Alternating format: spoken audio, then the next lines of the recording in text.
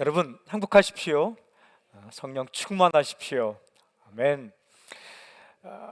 오늘 메시지는 인생지의 5번째입니다. 제목은 이렇습니다. 자세를 바짝 낮추다. 우리가 알고 있는 한 가지 단어로 표현하자면 겸손입니다. 겸손, 자세를 바짝 낮추는 것, 이것이 인생 지혜입니다. 잠언의 교육도 말씀과 또 성경의 다른 곳에 기록된 겸손과 관련된 구절들을 찾아가면서 메시지를 듣겠습니다. 질문이 있어요. 무엇이 겸손인가? 다시 표현하면 어떻게 하는 것이 자세를 바짝 낮추는 것일까? 첫째 포인트입니다. 어떻게 하는 것이 자세를 바짝 낮추는 것인가? 겸손, 무조건 자기를 비하하는 거 아닙니다. 난 못해요, 난 아무것도 아니에요. 겸손 아닙니다. 비굴한 것도 아닙니다. 그렇다면 구체적으로 어떻게 하는 것이 겸손일까? 어떻게 하는 것이 자세를 바짝 낮추는 것일까? 성경에 나오는 구절들을 묵상하면 이렇습니다. 첫째는 남을 나보다 낮게 여기다. 다른 사람 앞에서 자기 스스로를 높이지 않고 다른 사람을 나보다 낮게 여기는 것, 이게 바로 겸손이에요. 잠언 27장 2절, 타인이 너를 칭찬하게 하고 네 입으로는 하지 말며 외인이 너를 칭찬하게 하고 네 입술로는 하지 말지니라. 성경이 말씀하는 지혜입니다. 다른 사람이 너를 칭찬하게 할 것이며 내가 스스로 너를 높이지 말라. 요즘 시대에는 자기가 자기를 드러내고 높이는 시대라고 말을 하지만 성경은 우리에게 말씀합니다. 내가 네 자신을 높이지 말라. 사랑하는 여러분, 이렇게 알아줄 때 되면 남들이 다 칭찬합니다. 그때까지 기다리라 라는 거예요. 자기가 자신을 높인다고 높아지지 않습니다. 높이시는 분은 하나님이십니다. 빌립보서 2장 3절 보니까 겸손과 관련 이렇게 기록되어 있습니다. 아무 일이든지 다툼이나 허영으로 하지 말고 오직 겸손한 마음으로 각각 자기보다 남을 낮게 여기고 누구를 만나든지 다른 사람을 존중하라. 자기보다 낮게 여기는 것, 이것이 바로 겸손이다. 비판하지 말라.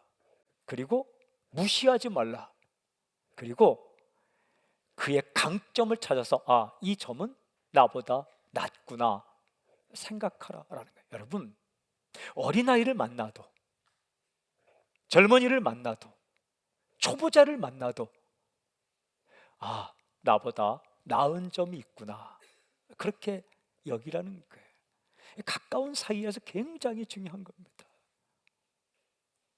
이런 점이 있구나, 이 강점 발견 굉장히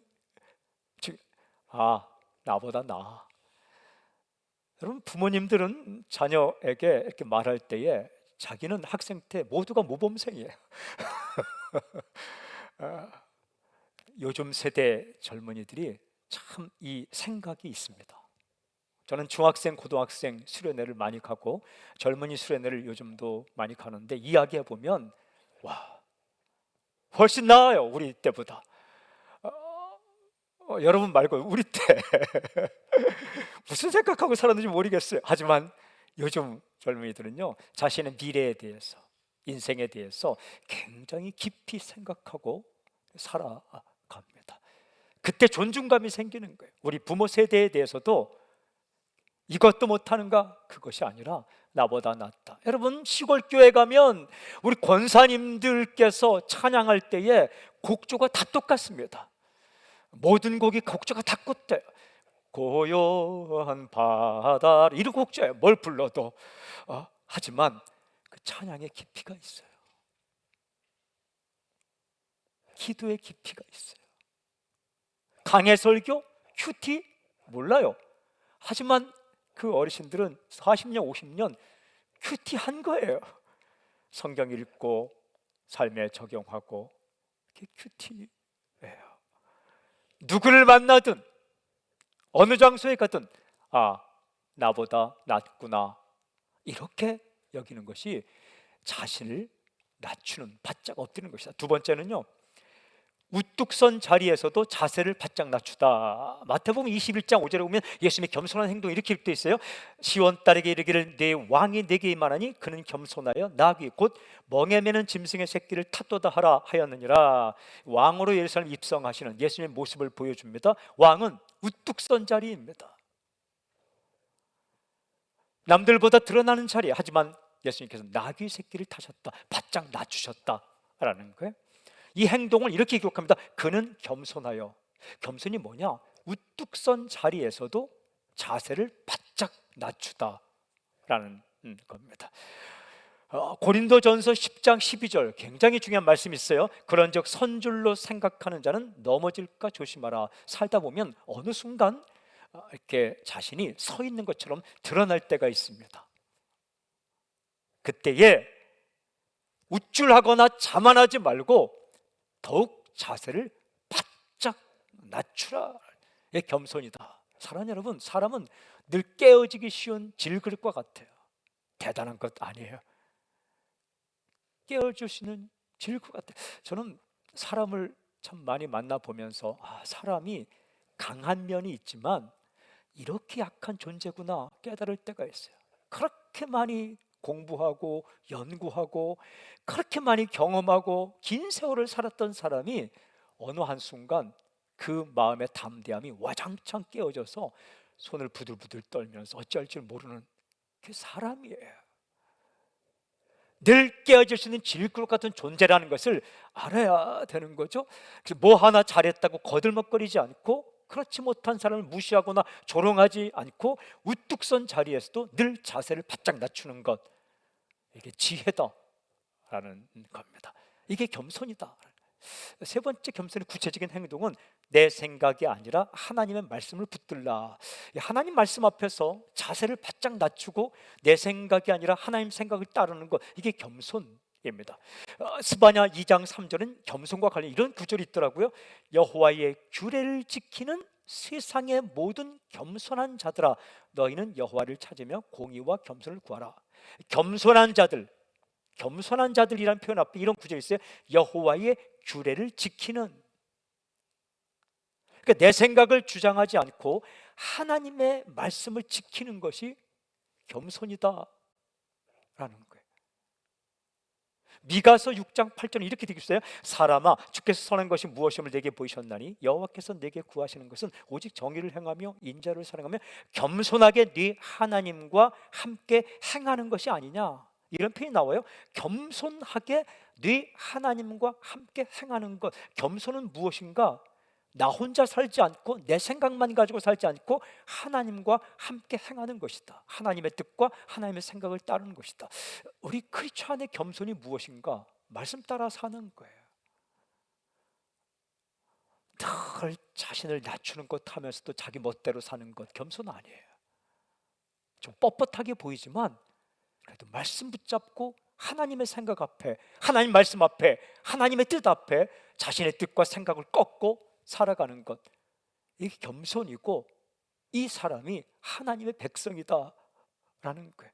내 경험, 내 생각 내세우지 않고 그냥 말씀 앞에 엎드리는 것, 이게 겸손이에요. 사람을 만나면 나보다 남을 좀 낮게 여기고 배울 것이 있구나, 이런 점은 나보다 낫네, 이 점이 좋으네. 비판할 점을 먼저 찾지 않고 강점을 먼저 찾아 그렇게 배우고자 하는 마음. 그리고 우뚝 선 자리에서도 뭐 하나 잘 됐을 때에도 넘어질까 늘 조심하고 자세를 바짝 낮추는 것. 그리고 하나님과의 관계에서 하나님 말씀을 철석하게 받아들이는 것, 이 사람이 겸손한 사람입니다. 질문이 있어요. 겸손하게 살면, 자세를 바짝 낮추면 어떤 일이 일어날까? 겸손한 사람에게는 어떤 일이 일어날까? 낮아질까? 무시당할까? 아닙니다. 둘째 포인트입니다. 자세를 바짝 낮추면 하나님의 은혜를 경험한다. 겸손하면 하나님의 은혜를 경험합니다. 여러분, 우리가 살면서 맛보는 두 가지가 있어요. 하나는 세상의 쓴맛이에요. 세상의 쓴맛. 최선을 다해 살았는데 세상이 이렇게 정말 힘들구나, 사람이 이렇게 독하구나, 야, 인생이 이렇게 어려운 거구나 맛보는 세상의 쓴맛. 이건 맛보려고 애쓰지 않아도 맛보는 거예요, 제 속속에. 또 하나는 하나님의 은혜 맛이 있어요. 아, 하나님이 나와 함께 하는구나. 은혜의 맛. 은혜의 맛. 근데 교만하면 세상의 쓴맛을 보게 되지만 겸손하면 하나님의 은혜의 맛을 경험하게 되는 거죠. 이 잠언 3장 24절, 오늘 중요한 말씀이죠. 진실로 그는 거만한 자를 비웃으시며 겸손한 자에게 은혜를 베푸시나니. 겸손한 자에게 무엇을 주실까? 한마디로 은혜라고 기록되었어요. 겸손한 자에게 은혜를 주신다. 이 구절이 하도 좋아서 오늘 본문으로 정했습니다. 잠언 3장 24절, 34절 다 기억 못해도 겸손한 자에게 은혜를 주신다. 이거는 기억하세요. 오늘 본문입니다. 겸손한 자에게 은혜를 주신다. 은혜가 뭘까? 은혜는 하나님의 사건. 은혜는 하나님의 사건, 하나님께서 행하시는 일. 은혜는 하나님 경험이에요. 아, 하나님이 살아계시구나, 하나님이 나를 위해 일하시는구나. 하나님을 경험하는 거예요. 하나님은 좋으신 분이에요. 하나님은 경험하면 경험할수록 정말로 좋으신 분이에요. 자비로우시고 은혜로우시고 노하기를 더디하시고 무한정 공급하시고 몇 번을 실수해도 돌아가면 받아주시는 하나님 경험은 행복한 경험이에요. 세상의 쓴맛 경험에 지친 우리들을 안식으로, 평안으로, 담대함으로, 희망으로 이끌 수 있는 경험이 하나님 경험이에요. 신적인 체험이에요.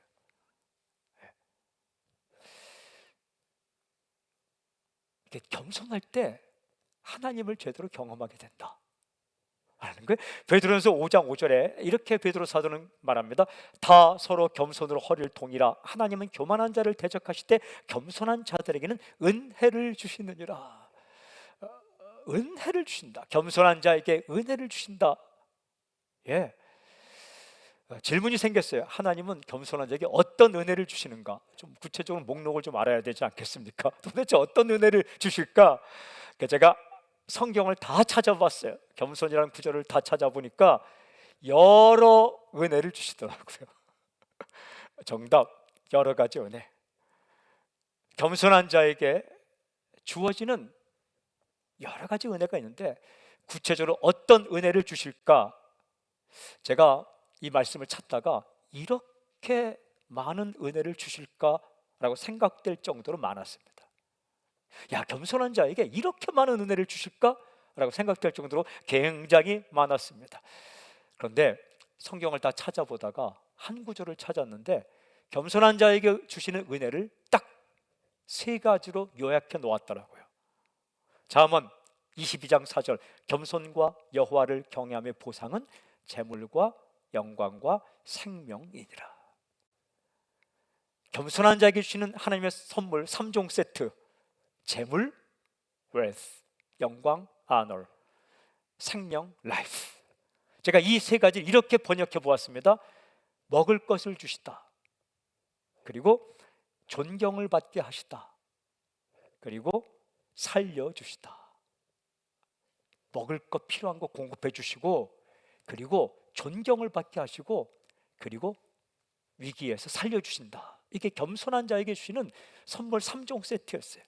제가 이 3가지를 가지고 다른 성경 구절들을 찾아가면서 말씀 묵상. 첫째는 먹을 것을 주시다.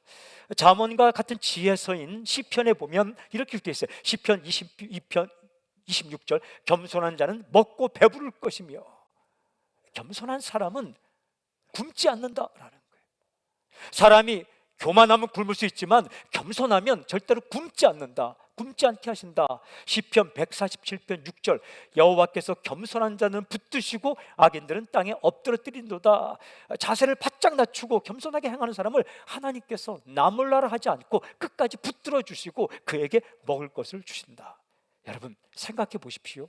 사람이요, 교만하지 않고 겸손하면 뭐라도 해서 먹고 삽니다. 나 정도 되는 사람이 어떻게 이런 일을 해? 교만입니다. 나 정도의 경력을 가진 사람이 어떻게 이런 부서에서 일해? 그것도 교만입니다. 내가 이전에 어떤 일을 한 사람인데 아니 지금 와서 내가 이런 일을 해야 돼? 그거 교만입니다. 그러면 굶습니다.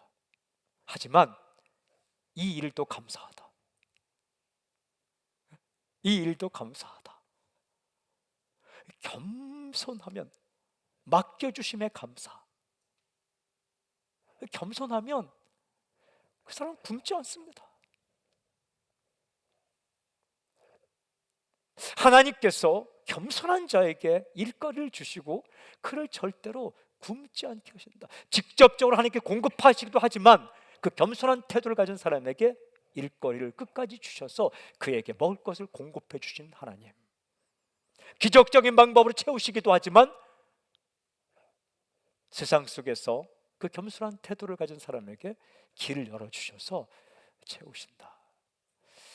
사랑하는 여러분, 회사에서 일할 때나 무슨 일을 할 때나 자기에게 맡겨주는 일을 즐겁게 기뻐하며 이 일도 내게 감사한 것이다 라고 할 때에 사람들도 그에게 또 다른 일을 맡깁니다. 이까지는 있죠. 한 번은 제가 학교 다닐 때에 그 반장 부반장 선거, 그 대학교니까 반장 부반장이라 과 대표 총무 한 사람이 일어나서 이제 대표로 출마했는데 떨어졌어요. 총무를 추천했더니 딱 그가 하는 말, 나는 대표를 하지 총무는 안 합니다. 그래서 내가 제 생각에 너는 아니다 생각했어요. 그는 졸업할 때까지 한 번도 못했습니다. 근데 그때 너는 깜도 아니다. 제 마음에 너는 총무감도 아니다. 줄반장감도 아니다.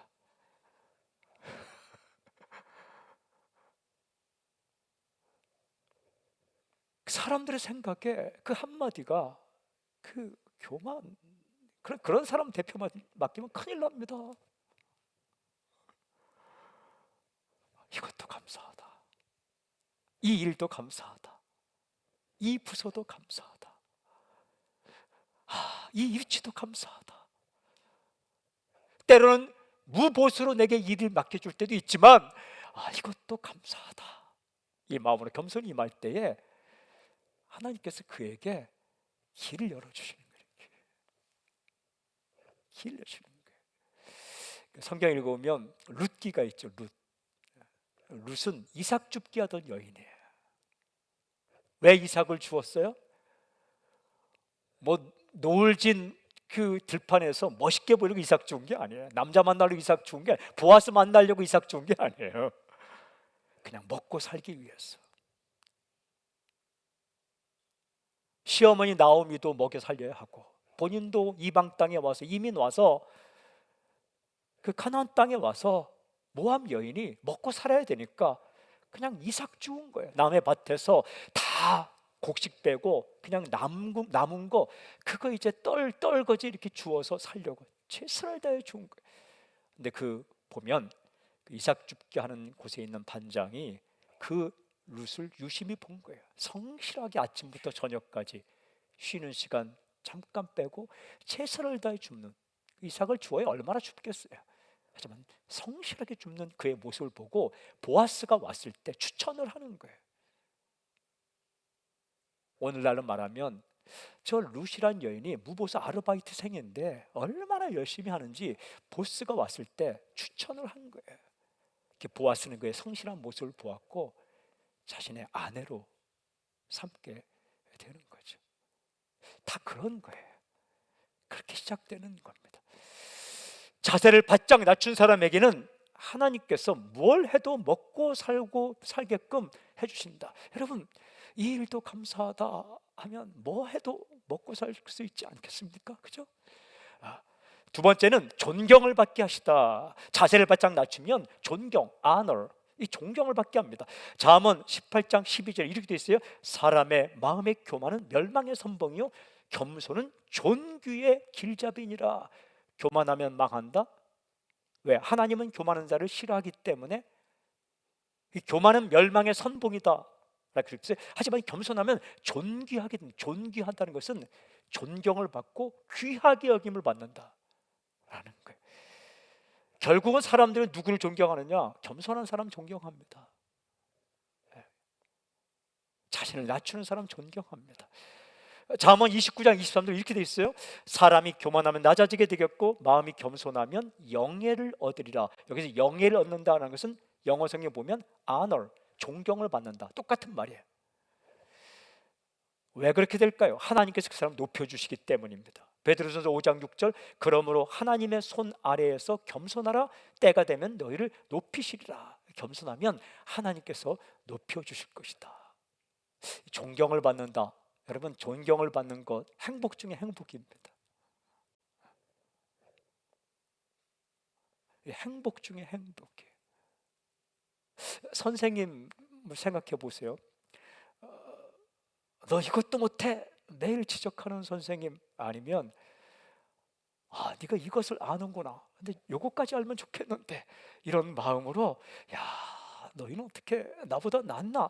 이렇게 겸손한 마음으로 그 아이들을 섬긴다고 생각해 보세요. 어려운 일이지만 비현실적인 얘기지만 그래도 그 선생님을 아이들이 마음으로 존중합니다.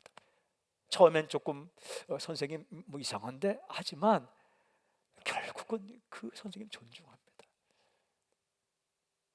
정말 존중합니다. 저는 선생님 중에서 정말 좋은 선생님을 많이 만났는데 마침 오늘 늘 나오시다가 안 나오셨으니까 우리 일부 예배 꼭 나오시는 저 선생님, 그 장신대 총장님 지내신 그분은 이렇게 박사 과정 공부할 때에 1대1로 할 때가 많았어요. 그럼 워커힐에 있는 커피숍에 가서 둘이 이제 수업을 했습니다. 책을 한 2권 읽고 그래요. 그것도 어려운 독일어로 된 전문. 뭐 제가 하지만은 뭐 그걸 그렇게 잘 하지 못했을 거 아니에요, 그렇죠? 그런데 또 영어로 된 건 딱 2권을 읽고 가면 그걸 처음부터 끝까지 이제 이야기를 한번 해보래요. 그러면 잘 모르는 사람은요 말이 길어요. 그 A4 용지 한 20페이지로 쫙 이제 하면 듣고 계시다가 맨 마지막에 이제 한두 가지 질문을 해요. 근데 중요한 질문인데 그걸 잘 모르겠어요. 그러면 이제 대답을 낑낑거리면 그러면 그것도 모릅니까? 이렇게 말씀하지 않았어요. 잘 이해하셨어요. 정말 열심히 하고 잘 했는데 이 질문이 중요한데 근데 그 질문에 대답할 수 없으면 이 질문에 한번 대답해 보세요 하고 조금 질문을 이렇게 연결되는 질문을 해요. 그것도 모르면 그럼 이 질문을 대답해 주면 그 한 3-4번째 질문을 딱 대답하면 이게 연결이 돼요. 갑자기 그래서 갑자기 읽은 내용이 연결이 돼요. 잘하셨어요. 그래서 페이퍼를 써가면 굉장히 잘 썼네요. 이 정도면 가르쳐도 되겠어요. 그래서 신학교에 이렇게 강의 시간을 주세요. 근데 뭐 얼마를 알겠어요 그때 뭐 대학원생이지만 박사과정이지만 하지만 그것을 가르치다 보면 가르치기 위해서 또 열심히 연구하잖아요. 연구하면 그 분야에 또 이렇게 알게 되겠죠. 참 이 겸손하세요. 석학 중에 석학이고 석학 중에 석학인데 겸손하세요. 그러면 대한민국의 어떤 신학자보다 정말 명석한 두뇌를 가지고 정말 세계적인 석학이 저희 일부 예배 나와서 앉아 계세요. 오늘은 다행히 안 나오셨어요. 근데 다행은 아니고 근데 제가 그 앉아 계셔도 자신 있게 설교하죠. 저는 뭐 겁먹는 거 없으니까 뭐 여기 신학 학교 교수님 500명이 와 있어도 자신 있게 합니다. 나를 세우신 분이 하나님이시기 때문에 교만은 아니지만 그건 나를 세우신 분이 하나님. 이제 그렇게 하면 그래도 이제 그분이 우리 선생님께서 나가시다가 꼭 말씀하십니다. 나 목사님 오늘은 은혜가 충만했어요. 저는 그 겸손이 제가 그분을 존중하게 되는, 제가 살면서 선생님을 만났고 그 선생님의 제자들이 많은데 저희 교회에 오셔서 메시지를 듣는다는 자체가 얼마나 감사한지 몰라요. 나 목사 그 성경 해석이 맞아? 이렇게 말한다면 오늘은 좀 그 결론이 길어 이렇게 얘기한다면 하지만 너는 잘해? 이렇게 생각하겠죠, 그죠? 다 그런 거예요. 하지만 그 모든 걸 알 수 있는 그 선생님께서 이렇게 겸손하게 행하시고 우리 성도님들에게도 겸손하게 행할 때 존중하게 돼요. 마음으로 더 배우고 싶고 더 따르고 싶고, 겸손은 honor, 존경을 가져다 주는 거예요. 세 번째가 뭘까? 살려주시다. 겸손하면 살아요. 여러분, 자세를 바짝 낮추는 사람을 하나님께서 살려주신다. 살 길을 열어주신다. 이사야 57장 15절에 보면 이런 말씀이 있더라고요. 내가 높고 거룩한 곳에 있으며 또한 통회하고 마음이 겸손한 자와 함께 있나니 이는 겸손한 자의 영을 소생시키며 통회하는 자의 마음을 소생시키려 함이라. 여기 보면 겸손한 사람의 영과 마음을 소생시켜 주겠다. 겸손하면 하나님께서 살려주신다라는 거예요. 여러분, 살고 싶습니까? 자세를 바짝 낮추십시오. 살고 싶으면 엎드리는 거예요. 잠언 말씀을 읽어보고 겸손과 관련된 말씀을 다 찾아보니까 하나님께서 나를 살려주실 때, 이렇게 겸손하게 엎드릴 때 나를 살려주실 때 구체적인 방법이 몇 가지 나와 있더라고요. 그냥 세 가지 방법을 살려주세요. 첫째는 지혜를 주세요. 둘째는 마음에 쉼을 주세요. 쉼. 사람이 쉬면 살아나잖아요. 그리고 기쁨을 주세요. 사람이 기쁘면 뭐든지 하잖아요. 우리가 살아갈 때에 우리를 살려주시는 하나님 방법 중에 아주 확실한 방법이 하나님의 지혜를 주시는 거예요. 근데 하나님의 지혜를 주셔서 우리를 망하지 않고 살게 하시는데 누구에게 하나님의 지혜를 주시는가? 겸손한 자에게 주신다는 거예요. 교만하면 아무것도 안 보여요. 근데 겸손하면 길이 보이기 시작하는 거예요. 잠언 11장 2절, 교만이 오면 욕도 오거니와 겸손한 자에게는 지혜가 있느니라. 교만이 오면 욕이 온다. 욕은 창피를 당한다는 거예요. 교만하면요, 자기가 뭔가를 다 아는 것처럼 하다가 창피를 당해요. 하지만 겸손하면 하나님의 지혜가 온다. 여러분, 하나님 앞에 겸손하면 말씀이 들리기 시작해요. 또 사람 앞에 겸손하면요 지혜를 얻게 돼요. 누굴 만나도 이 사람이 배울 게 있다. 아이를 만나도 배울 게 있다 하면 그의 순수함을 배울 수 있는 거예요. 초보자를 만날 때도 배울 게 있다 하면 초보자의 자세를 배울 수 있는 거예요. 그러면 아무리 풀려고 해도 풀 수 없었던 막힌 길 같은 그 길에 이렇게 열쇠가 보이는 거예요. 지혜를 얻게 되는 거죠. 대기업 그룹의 회장님이 신입사원을 만나 이야기할 때 겸손한 태도로 나아가면 놓칠 수밖에 없는 그런 신선한 생각과 그런 것을 배울 수 있게 되는 거죠. 그래서 겸손하면 지혜가 와서 그를 살려주신다. 또 하나의 방법은 겸손하면 마음의 쉼을 얻어요. 마태복음 11장 29절, 나는 마음이 온유하고 겸손하니 나의 멍에를 메고 내게 외우라. 그리하면 너희 마음이 쉼을 얻으리니. 겸손하면 마음의 쉼을 얻는다. 여러분, 이 마음의 쉼, 행복 중에 행복이에요. 그래, 이것도 감사해. 겸손하면 마음의 쉼이, 아무리 가진 게 많아도 마음의 쉼이 없으면 죽을 맛입니다. 하지만 조금 가진 것이 미흡해도 마음이 평안하면 이거 살만 납니다. 그렇죠? 겸손한 자에게 마음에 쉼을 주겠다. 저는 오늘 선포합니다. 당신의 마음에 오늘 쉼이 있을지어다. 또 하나는, 마지막은 하나님은 마음이 겸손한 사람에게 하나님께서 기쁨을 주신다. 기쁨. 이사야 29장 19절, 겸손한 자에게 여호와로 말미암아 기쁨이 더하겠고. 교만해지면 나타나는 증상이 뭔지 아세요? 교만해지면 짜증이 납니다. 짜증. 교만해지면 불만이 가득 찹니다. 나는 교만하지 않은데 교만 측정법이 있어요. 불만이 있고 짜증이 있으면 교만한 거예요. 누구를 만나도 불만, 자기를 봐도 불만, 짜증. 이게 마음이 교만한 상태라는 거예요. 그런데 겸손해지면 만족, 감사. 그래서 이 만족하고 감사하고 감격하고 흥분하고 나에게 이런, 그러면요 무엇이 임해요? 기쁨이 임하는 거예요. 겸손은 기쁨이 임하는 파이프라인이에요. 기쁨이 임하면 일할 만 납니다. 일할 수 있어요. 기쁨이 임하면 견딜 수 있어요. 기쁨이 임하면 어떤 일도 견딜 수 있어요. 힘든 일도 할 수 있어요. 우리가 기쁨이 뚝뚝 떨어지기 때문에 일이 힘든 것이지, 기쁨이 있으면 여러분 비행기 20시간도 탈 수 있습니다. 마음에 기쁨이 임하면 잠도 안 잘 수 있습니다.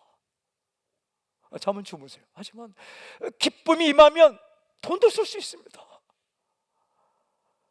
근데 그 기쁨이 어떻게 오느냐? 겸손할 때 감사하고 만족하고, 살아있는 것만 해도 감사하다.